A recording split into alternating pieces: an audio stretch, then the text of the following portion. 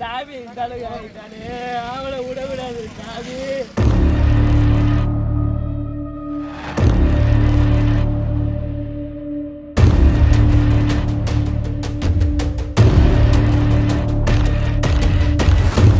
Tindivanam SKB கல்லூரி அருகே சாலையில் ஓரமாக 2 வயது ஆண் குழந்தை ஒன்று அழுது கொண்டே சுற்றிக் கொண்டிருந்தது.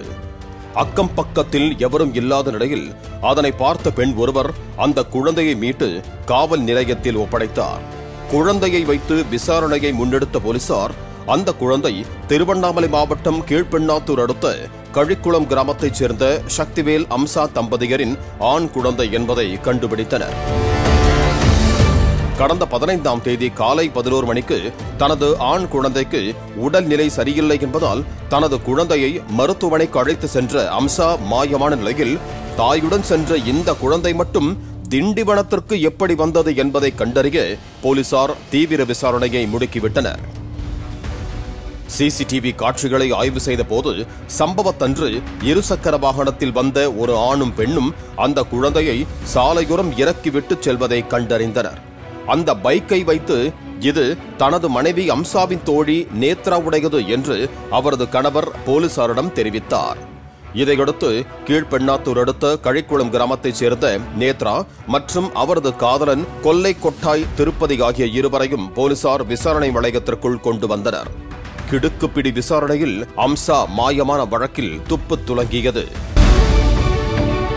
15ஆம் தேதி திருவண்ணாமலைக்கு பேருந்து மூலம் சென்ற அம்சா பெரியார் சிலை அருகே இறங்கி அரசு மருத்துவமனைக்கு செல்வதற்காக அவலூர்பேட்டை சாலையில் உள்ள ரயில்வே கேட் ஓரமாக குழந்தையுடன் நடந்து சென்றார். அப்போது ஆட்டோவில் காதலன் திருப்பதியுடன் சென்ற நேத்ரா தனது தோழி அம்சாவை பார்த்துள்ளார். அவரது கழுத்தில் 4 சவரன் தங்கச்சங்கிலி கிடப்பதை பார்த்ததும் அதனை கொள்ளையடிக்கும் திட்டத்துடன் வா ஆட்டோவில் ஏறு, மருத்துவமனைக்கு அழைத்துச் செல்கிறோம் என்று ஏமாற்றி ஆட்டோவில் ஏற்றியிருக்கிறார். மருத்துவமனைக்கு செல்லாமல் வேங்கிக்கால் பகுதியில் உள்ள திருப்பதியின் வாடகை வீட்டிற்கு அழைத்து சென்றிருக்கிறார்கள். அங்கு வைத்து அம்சாவின் கழுத்தை நெரித்து கொலை செய்துவிட்டு அவரது கழுத்தில் கிடந்த 4 சவரன் நகையை கொள்ளையடித்ததாகவும் பின்னர் இருவரும் சேர்ந்து அம்சாவின் சடலத்தை ஒரு சாக்கு மூட்டையில் கட்டி பள்ளிக்கொண்டாப்பட்டு அருகே உள்ள கரும்பு தோப்பில் அவரின் சடலத்தை வீசிவிட்டு தப்பிச் சென்றதாகவும் கூறப்படுகிறது.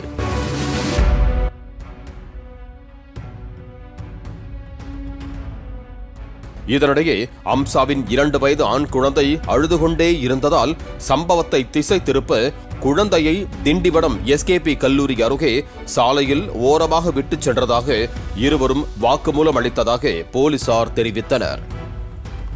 இருவரையும் சம்பவ இடத்திற்கு அழைத்துச் சென்ற காவல்துறையினர் கரும்பு தோட்டத்தில் சாக்கு மூட்டையில் கட்டி வீசப்பட்டிருந்த அம்சாவின் சடலத்தை மீட்டு பிரேத பரிசோதனைக்காக திருவண்ணாமலை அரசு மருத்துவக் கல்லூரிக்கு அனுப்பி வைத்தனர். குழந்தை கையில் கிடைத்த பின்னர் 20 நாட்களுக்கு மேலாக போலீசார் பல்வேறு கோணங்களில் விசாரித்ததால் இந்த கொலை குறித்து துப்பு துலங்கியதாக போலீசார் தெரிவித்தனர். தங்கத்தின் விலை உயர்ந்து கொண்டே வரும் நிலையில் 4 சவரன் தங்க நகைக்காக தனது ஊரைச் சேர்ந்த பெண்ணை கடத்தி கொலை செய்து அவர்களது குழந்தையை நெடுஞ்சாலை ஓரம் நிர்கதியாக தவிக்கவிட்ட சம்பவம் திருவண்ணாமலையில் பெரும் அதிர்ச்சியை ஏற்படுத்தியிருக்கிறது. தங்க நகைகள் அணிந்து தனியாக வெளியே செல்லும் பெண்கள் அறிமுகமான நபர்களிடம் கூட உஷாராக இருக்க வேண்டியது அவசியம் என்கிறார்கள் காவல்துறையினர். பாலிமர் செய்திகளுக்காக திருவண்ணாமலை செய்தியாளர் மணிகண்டன் மற்றும் வேல்ராஜ். பிளே ஸ்டோர் மற்றும் ஆப் ஸ்டோரில் இருந்து பாலிமர் செயலியை QR கோடு மூலம் பதிவிறக்கம் செய்யுங்கள். செய்திகளை உடனுக்குடன் பெறுங்கள்.